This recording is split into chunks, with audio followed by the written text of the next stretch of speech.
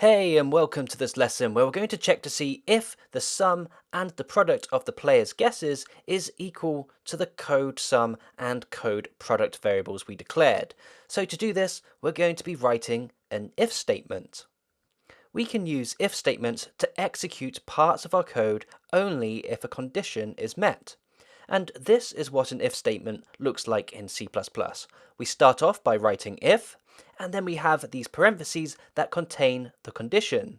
We then have some curly braces that will contain the code that will be executed only if the condition is met.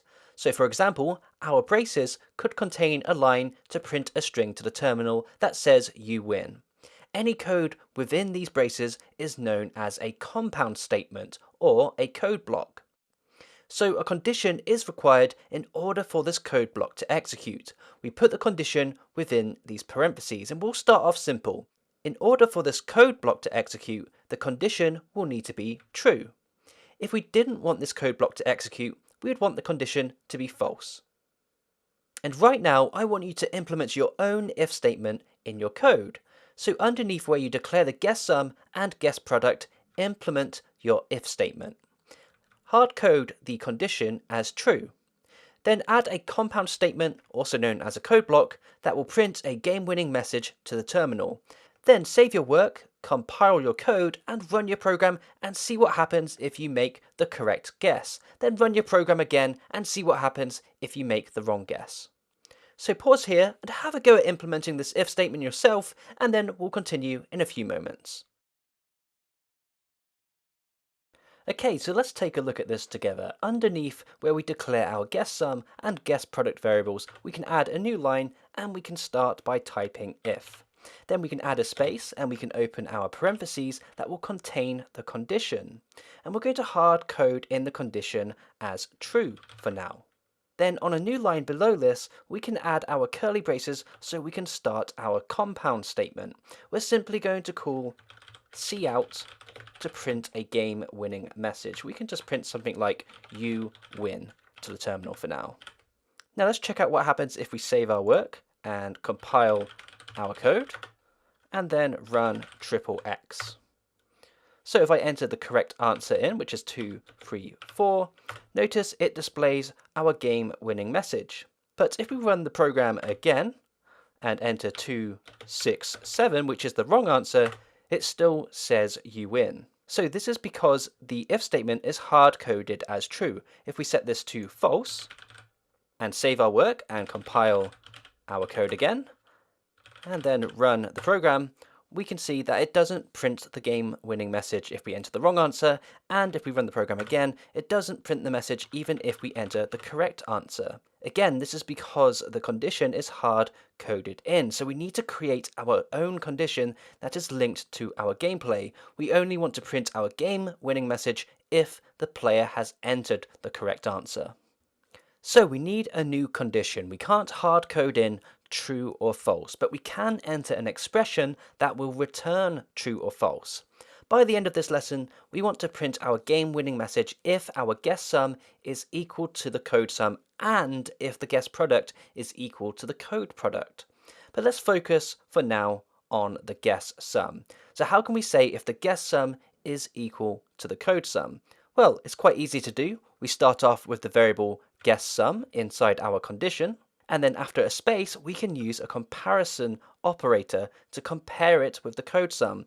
This is the equality operator or the equal to operator, which is symbolized by two equal signs, and we can use this to check to see if guess sum is equal to code sum, and this will return true or false depending on this expression. And we must remember that this is two equal signs to do this comparison. If we used one, we would be trying to assign the value of code sum to guess sum, which isn't our goal here. We just want to do a comparison. So always be aware of your equal signs in your code. So let's try this now. Let's change our condition so it says if guess sum is equal to code sum, then go ahead and execute this code block. So let's save our work and compile our code, and let's run XXX again. And now let's start by entering the wrong answer. So let's just put 5, 8, 9. So no message comes up, but if I run the program again and enter the correct answer, which is 2, 3, 4, we can see we now get the winning message. Okay, awesome, so we're getting somewhere here. Now how can we change our condition to say if the guess sum is equal to the code sum and if the guess product is equal to the code product? Well, this is also quite easy to do. We just need to use the AND operator, which is symbolized by 2 ampersands. So we can say if the guess sum is equal to the code sum and if the guess product is equal to the code product, then go ahead and execute our code block below. Okay, awesome. And by the way, if this condition returns false, it doesn't exit your program or anything. It just simply skips this code block and moves on to the next line of code. This code block will only execute if the condition is true. But what if the condition is false? How do we print a message that says to the player they've lost the game? Well, we can extend our if statement to an if-else statement. We can add else underneath our if statement and add a code block that will execute if our condition is false. And I want you to implement this yourself now. Think of the theme of your game and print a winning message if the player has entered the correct code, and then print a lose game message if the player has entered the incorrect code. Then share your work so far in the community. Either post your code or post screenshots from your terminal to our community forum so other students can see what you've been up to.